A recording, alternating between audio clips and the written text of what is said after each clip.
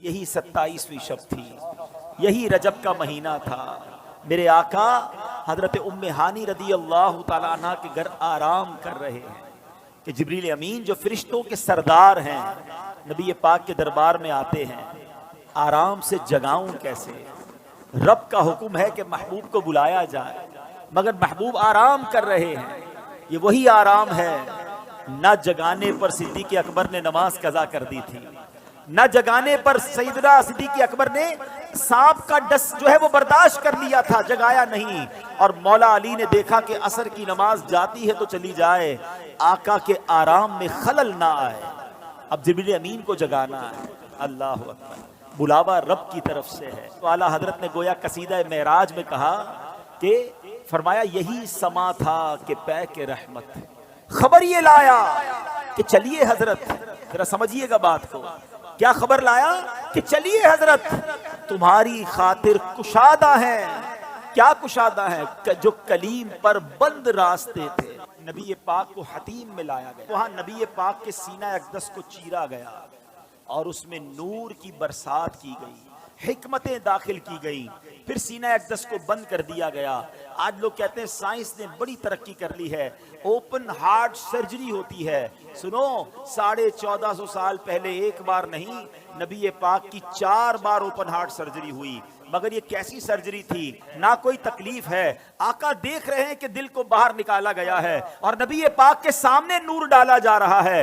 اللہ اکبر، یہ بھی نبی پاک کا معجزہ ہے۔ اور پھر وہ سفر شروع ہوتا ہے۔ اب نبی پاک مکہ پاک سے بیت المقدس جاتے ہیں۔ سبحان اللہ، بیت المقدس کا سفر یہ براق پر کیا جاتا ہے۔ نبی پاک علیہ الصلوۃ والسلام اب پہنچتے ہیں اس جگہ پر جسے ہم بیت المقدس کہتے ہیں۔ بیت المقدس ویسے بھی دیکھنے کی بڑی تمنا ہے، لیکن جب سے یہ پڑھا ہے اور جب پڑھتے ہیں ایک دل میں عجب تمنا جاگ اٹھتی ہے۔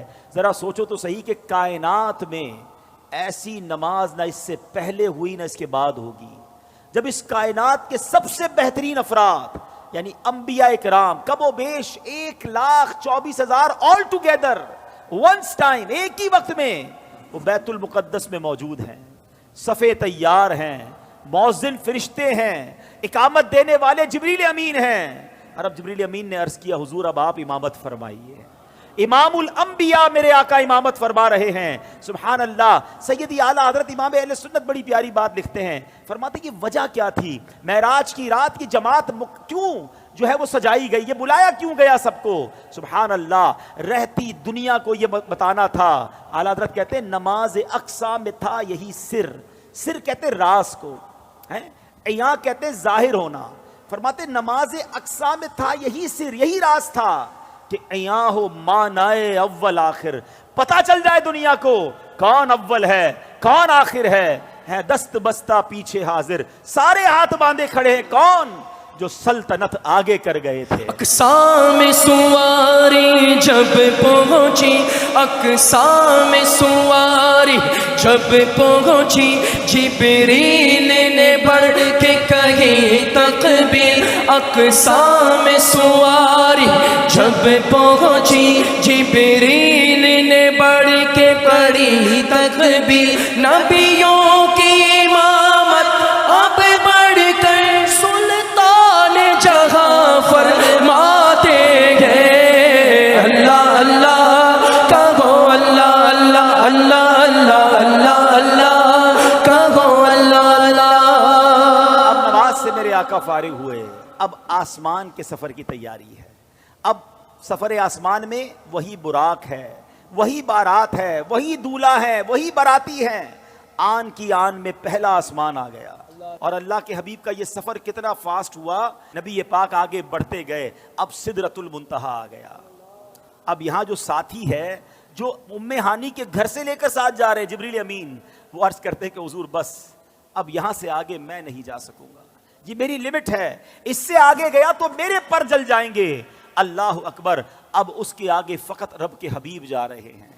یہ وہ مقام ہے کہ جبریل امین بھی پیچھے رہ گئے۔ اللہ اکبر، اب جناب نبی پاک علیہ الصلوۃ والسلام جب آگے جاتے ہیں، جبریل ٹھہر کر سدرا پر بولے جو بڑے ہم ایک قدم، جل جائیں گے سارے بالوں پر اب ہم تو یہیں رہ جاتے ہیں۔ جبریل ٹھہر کر سدرا پر بولے جو بڑے ہم ایک قدم جل جائیں گے سارے بالوں پر، اب ہم تو یہی رہ جاتے ہیں۔ اللہ اللہ کہو، اللہ اللہ اللہ اللہ اللہ اللہ کہو، اللہ اللہ۔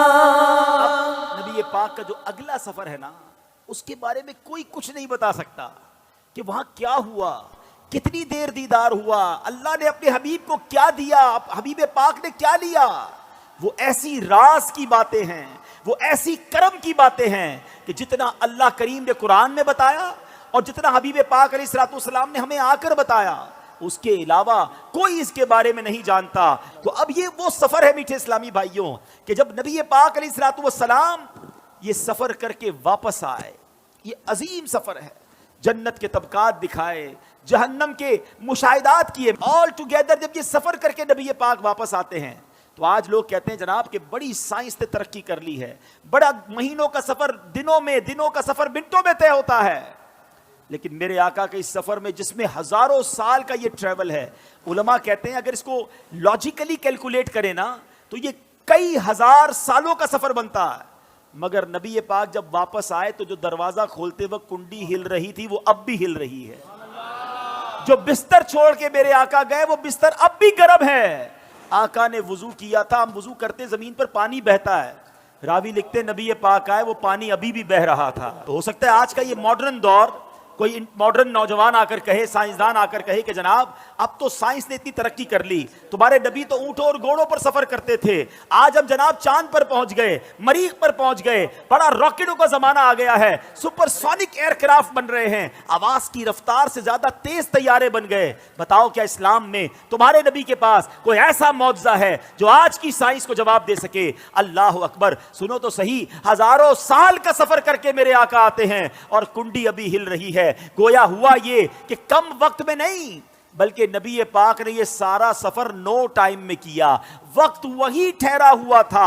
ماجرا یہ ہے، اب عشق والا جواب سن لو، دراصل بات یہ ہے کہ میرے آقا تو سارے جہان کی جان ہے نا، جب جان چلی گئی تو جہان رک گیا تھا، آقا واپس آئے جہان نے پھر چلنا شروع کر دیا۔ اعلیٰ حضرت کہتے ہیں نا، وہ جو نہ تھے تو کچھ نہ تھا، وہ جو نہ ہو تو کچھ نہ ہو، جان ہے وہ جہان کی، جان ہے تو جہان ہے۔